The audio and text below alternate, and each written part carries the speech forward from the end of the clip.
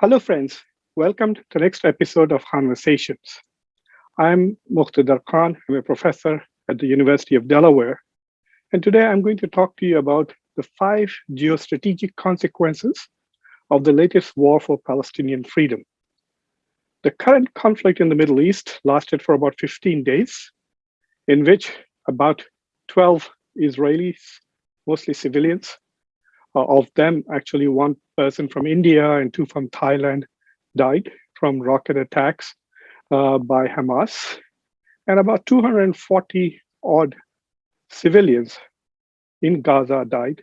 66 of them were children. Nearly 50,000 citizens of Gaza became homeless, and a lot of property was damaged. This conflict started when Israel tried to essentially displace Palestinians and evict 4 families of Palestinians from the neighborhood of Sheikh Jarrah in East Jerusalem.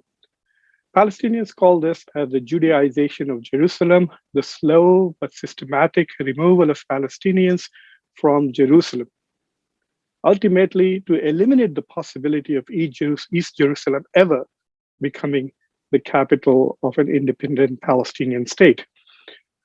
And so the conflict started there with Palestinian protests.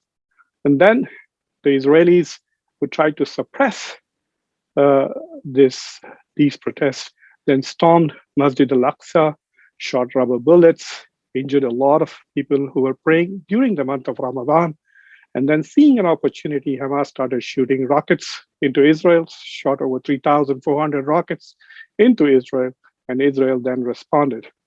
Netanyahu used this as an opportunity not only to punish Palestinians, to destroy Gaza, but also to resuscitate his own political career.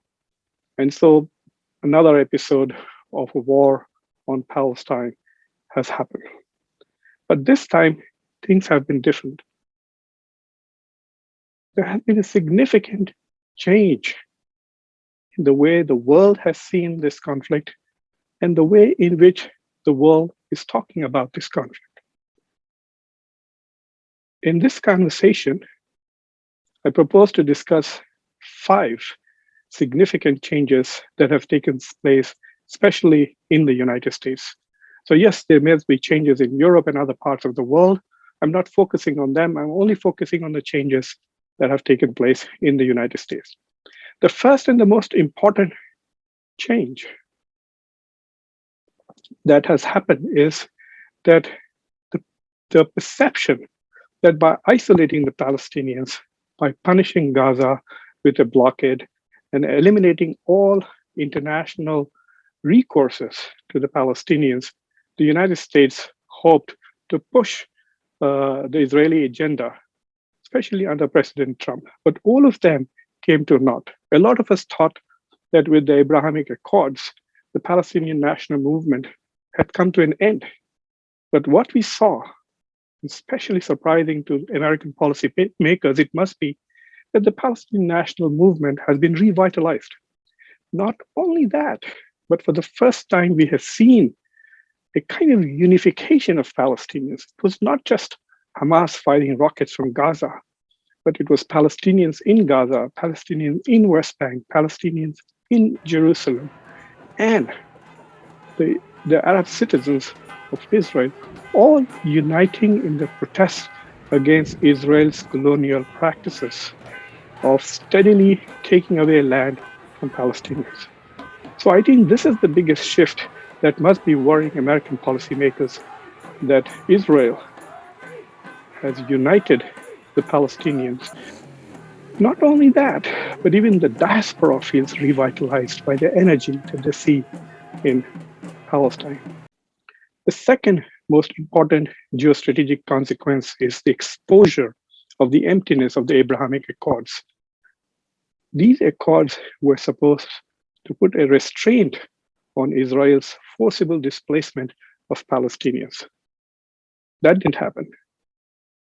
These Abrahamic Accords were supposed to bring peace to the Middle East. That too didn't happen. So what really has happened is that the emptiness, the shallowness of the Abrahamic Accords have been exposed. It has also exposed the fact that as far as the Gulf monarchies are concerned, they are now genuflecting to Israel. They have become irrelevant and marginal to the Arab-Israeli conflict. The third geostrategic consequence of this conflict is that the media coverage of the conflict in the United States has changed significantly. The sympathy for the Palestinians has been palpable. Whether you're looking at news channels and listening to Ali Valshi talk about the right of Palestinians to self-defense. Let's make one thing clear. Israel has a right to exist and to defend itself. That is an indisputable fact. But so do Palestinians. And that's a fact that's often ignored. Palestinians are, at best, third-class citizens in the nation of their birth. The idea that it's even remotely controversial to call what Israel has imposed on Palestinians a form of apartheid is laughable. One look at a current map of Israel, Gaza, and the occupied territories conjures up only one other example: apartheid-era South Africa. Or if you're looking at comedians like Trevor Noah, John Oliver, who are scathing in their criticism of Israel, especially John Oliver. There are more and more media personalities are asking questions which were never asked before. Not only that, but there seems to be a demand, especially from the social media, for a balanced coverage of the conflict. The fourth, and perhaps one of the most important shifts, has been that some American politicians are beginning to speak truth to power. Bernie Sanders in the Senate, Alexandria Cortez, Betty McCollum, Rashida Tlaib, John Ossoff, Mary Newman, Mark Pocan, just to name a few. These are all members of the House who are now criticizing Israel in the House of Congress. Unlike Senator Scott's resolution, mine is short and to the point. And I think it expresses the feelings of the overwhelming majority of people in our country and, in fact, throughout the world. And this is what our resolution says, quote, "Whereas every Palestinian life matters, and whereas every Israeli life matters, now therefore be it resolved that the Senate urges an immediate ceasefire to prevent any further loss of life and further escalation of conflict in Israel and the Palestinian territories, and supports diplomatic efforts to resolve the Israeli-Palestinian conflict, to uphold international law, and to protect the human rights of Israelis and Palestinians." And I'd like to thank my colleagues, Senator Warren, Senator Van Hollen, Senator Kaine, Senator Carper, Senator Heinrich, Senator Murphy, Senator Merkley, Senator Ossoff, Senator Leahy, and Senator Markey for co-sponsoring this resolution. This was something that has never happened before. Members of the Congress are writing letters to Anthony Blinken, telling him that he demands that Israelis treat Palestinians with dignity and respect Palestinian human rights. Senators are writing letters.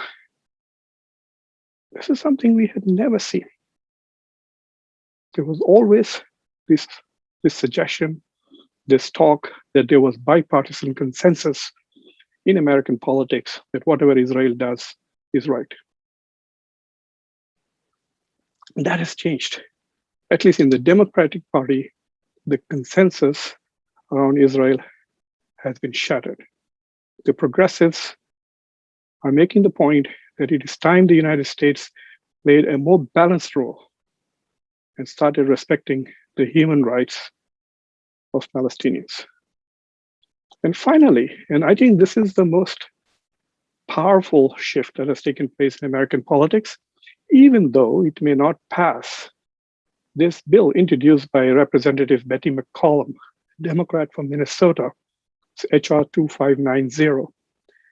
This bill demands that all the aid that the US gives to Israel cannot be used to abuse children, to violate the human rights of Palestinians, and also to take away their land.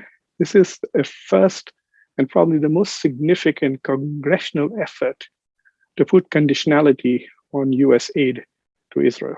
As Americans, as progressives, we must strive to make freedom, justice, and equality, human rights, economic opportunity, and hope for the foundation for future U.S. policy for engagement with Israel and Palestine. It must be accountable, and Israeli oppression must not be supported by U.S. tax dollars. The status quo of today must be rejected. Yes, this bill may not get the number of votes in the House to pass, but what is important is that it's going to trigger a debate, not just in the Congress, but also in the media and also among the intelligentsia in the United States.